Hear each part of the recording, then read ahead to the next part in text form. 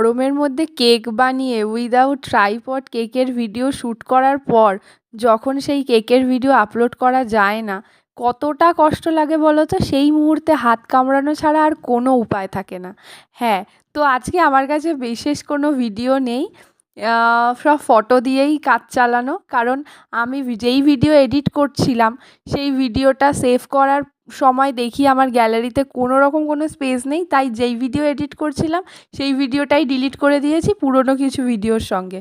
তো পুরোটা আমার বরবাদই হয়ে গেছে, তাই জন্য আমাকে এই সমস্ত ক্লিপ দিয়ে কাজ চালাতে হচ্ছে।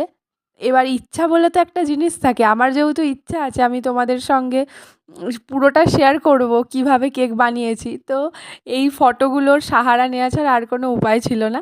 এটা ভ্যানিলা ফ্লেভারের একটা কেক। হ্যাঁ, আমি আমার কেকের গল্প বলবই। এটা ভ্যানিলা ফ্লেভারের একটা কেক আর হোয়াইট চকলেট দিয়ে উপরটা আমি